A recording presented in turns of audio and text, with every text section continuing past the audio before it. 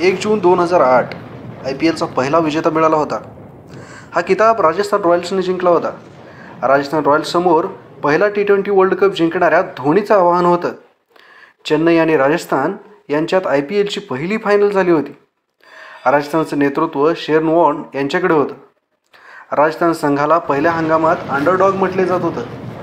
त्यावेळी राजस्थानकडे युसूफ पठाण, शेन वॉटसन, पाकिस्तानचा विकेटकीपर कामरान अकमल आणि रवींद्र जडेजा असे विस्फोटक फलंदाज होते. जडेजा तेव्हा 19 वर्षाचा होता. आत्ताप्रमाणे तो फलंदाजीत मॅच्युअर नव्हता. अशात सर्वाधिक आशा वॉटसन, युसूफ आणि कामरान यांच्याकडूनच होत्या. गोलंदाजीत शेन वॉर्न होतेच.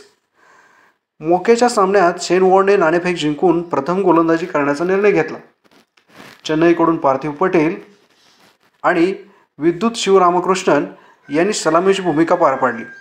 दोघांनी 39 धावांची सलामी दिली होती. युसूफ पठाणने राजस्थानला पहिले यश मिळवून दिले.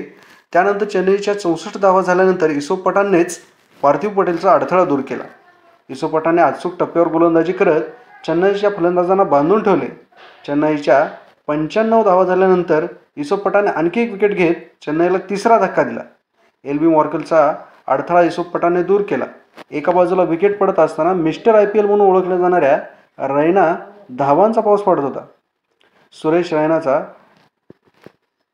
30 चेंडूत 43 धावांची खेळी करत असताना चेन्नईने निर्धारित 20 षटकात 5 गड्यांच्या मोबदल्यात 163 धावा केल्या. या डावात युसूफ पठाणने 4 षटकात 22 धावांच्या मोबदल्यात 3 गडी बाद केले. 164 धावांच्या आव्हानाचा पाठलाग करत असताना राजस्थानची सुरुवात खराब झाली होती. राजस्थानने 43 धावांवर आघाडीचे 3 फलंदाज गमावले होते. ओपनर नीरज, स्वप्नील यांच्यासोबत कामरानही बाद झाला होता. त्यानंतर शेन वॉटसन आणि युसूफ पठाण यांनी राजस्थानचा डाव सावरला. दोघांनी चौथ्या विकेटसाठी 46 चेंडूत 65 धावांची खेळी केली होती. या सामन्यात युसूफ पठाणने 39 चेंडूत 56 धावांची खेळी केली होती, तर वॉटसनने 19 चेंडूत 28 धावांची खेळी केली होती.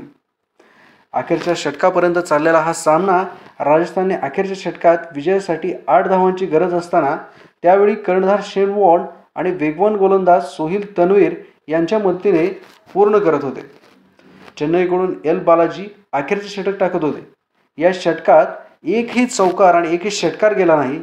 एकेरी आणि दुहेरी धावा काढत राजस्थानने सामना जिंकला. अखेरच्या चेंडूवर एका धावेची गरज होती तेव्हा सोहेल तन्वीरने ती धाव काढली आणि IPLचं पहिलं विजेतेपद फटकावलं. या सामन्यात युसूफ पठाणला सामनावीर म्हणून पुरस्कार देण्यात